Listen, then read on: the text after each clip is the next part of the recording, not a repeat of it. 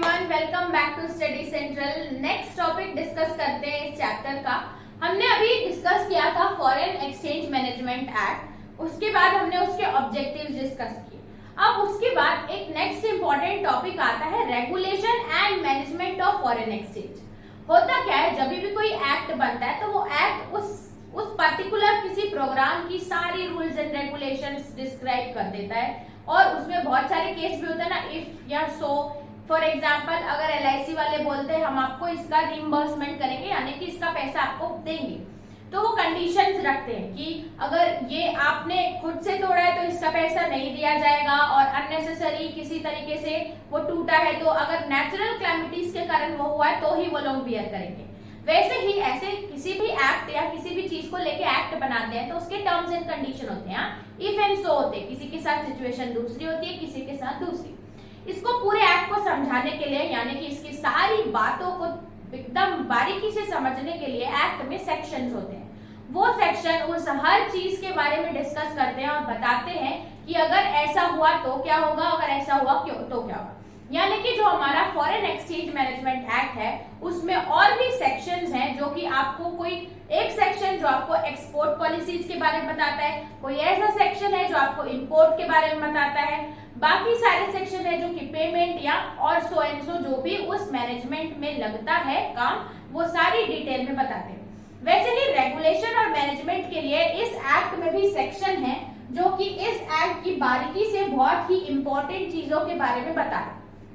अगर मैं देखूं तो बिजनेस एनवायरनमेंट या बीकॉम के एग्जाम में ये सेक्शन नहीं पूछे जाते हैं, यहाँ का थोड़ा लॉ पार्ट हो जाता है, लेकिन बुक में दिया है तो करना तो है ही।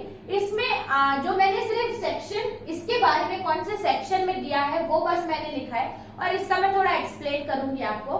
बाकी अगर आप बुक में देखेंगे तो इस सेक्शन को पूरे डीप में डिस्क्राइब किया गया है। अगर आपका पैटर्न है आपके में, अगर ये ऐसे टाइप के क्वेश्चन पूछे जाते हैं तो आप उसको और पढ़ लीजिएगा, लेकिन जिसके में नहीं पूछा जाता है तो सिर्फ नाम और वो कौन से सेक्शन में दिया है वही अगर आप पढ़ रहे हैं तो वो सफिशियंट है इसके लिए।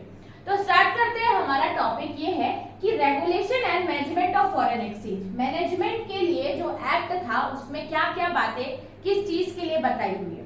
तो सबसे पहले बात करेंगे restriction on dealing in foreign exchange. ये हमारा दिया है सेक्शन 3 में। ये बोलता है कि अगर आप फॉरेन डीलिंग कर रहे हैं, यानी कि ट्रेड कर रहे हैं, तो उसमें क्या क्या चीजों पे रिस्ट्रिक्शंस हैं या क्या क्या चीजों पे पाबंदियां लगाई है। तो ऐसे बोल सकते हैं कि हमें कोई भी अनऑथराइज्ड पर्सन के साथ डील नहीं करना है। इसके साथ साथ हर उसके पास प्रॉपर डॉक्यूमेंट्स होने चाहिए, plus with in the time limit जो दिया है उसी में ही आपको सारी डीलिंग करनी है। ऐसे करके बहुत सारे रिस्ट्रिक्शंस लगाए गए हैं और ऐसा अगर डील नहीं करना है जहां पे गवर्नमेंट ने या उस एक्ट ने वो प्रोहिबिट किया गया है, तो ऐसे जगह रिस्ट्रिक्शंस लगाई गई है डीलिंग्स पे। तो ये हमारा दिया है सेक्शन नंबर 3 पे। फिर सेकंड है restriction on holding up of foreign exchange.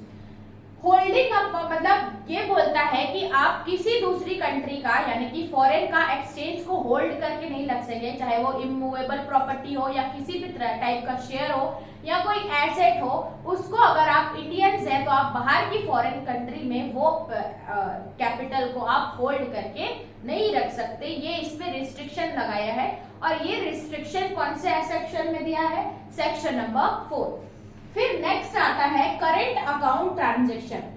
Section number 5 बताता है हम लोगों को करंट अकाउंट ट्रांजैक्शन में, यानी कि करंट अकाउंट ट्रांजैक्शन में क्या क्या चीजें हैं जो हम लिख सकते हैं, कैसी कैसी पॉइंट्स है जो करंट अकाउंट ट्रांजैक्शन में आएंगे, जैसे कि करंट एसेट्स आते हैं, जो भी करंट ट्रांसफर्स रहते हैं वो सब आते हैं, यानी कि गुड्स एंड सर्विसेज का। तो इसके बारे में आपको पूरी डिटेल, यानी कि करंट ट्रांजैक्शन में क्या क्या आएंगे, क्या क्या इंक्लूड है, क्या क्या हटाया गया है, वो सब दिया है section number 5 current account transaction. So as capital में दिया है कैपिटल अकाउंट ट्रांजैक्शन, यानी कि जो हमारे एसेट्स होंगे। सेक्शन नंबर 6 में इसके बारे में दिया है कि कैसे आप कैपिटल अकाउंट ट्रांजैक्शंस को, ट्रांसफर को मेजर करेंगे, कहाँ आप रिकॉर्ड करेंगे, ये सब दिया है।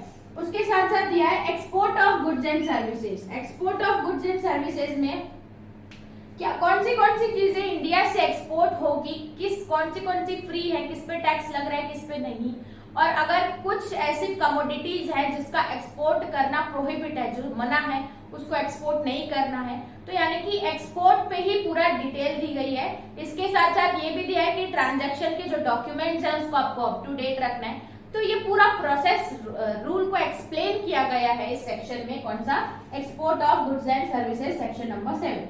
फिर एक लास्ट हमारा सेक्शन आता है realisation and repatriation of foreign exchange, section number 8। ये बोलता है कि अगर आप किसी भी ट्रांजैक्शन में एग्जिस्ट कर रहे हैं, यानी कि कोई भी ट्रांजैक्शन आप कर रहे हैं फॉरेन से, तो ये आपकी रिस्पॉन्सिबिलिटी है कि जो ड्यू डेट है उसी में ही आप वो पूरा ट्रांजैक्शन को क्लोज करें और उसको एक्सटेंड करेंगे तो वो आपकी ही रिस्पॉन्सिबिलिटी होगी टू पे द बैक अमाउंट, टू पे the amount back with interest. यानी कि जो भी ट्रांजैक्शन कर रहे हैं वो आपको लीगली करना है और जिस टाइम पीरियड में वो स्पेसिफाइड है उसमें ही आपको खड़ा। और अगर आप वो नहीं कर पा रहे हैं तो आप उसको जो रेस्ट ऑफ द अमाउंट है इंटरेस्ट के साथ वो आप पे करें। तो ये सब इंपॉर्टेंट चीजें इस एक्ट में समझाई गई है, रूल्स एंड रेगुलेशन की कैसे हम फॉरेन एक्सचेंज को और अच्छे से मॉनिटर करें, क्या क्या इनके बारीकी से रूल्स एंड रेगुलेशन है। इसमें आप सिर्फ ये पॉइंट पढ़ेंगे और कौन से सेक्शन में दिया ये पढ़ेंगे तो भी वो बहुत है। तो ये था हमारा topic about rules regulations and management of foreign investment या फॉरेन एक्सचेंज। आई होप आपको समझ में आया होगा। तो चलिए चलते हैं नेक्स्ट वीडियो में, देखते हैं इस चैप्टर का नेक्स्ट टॉपिक। तब तक के लिए थैंक्स फॉर वॉचिंग।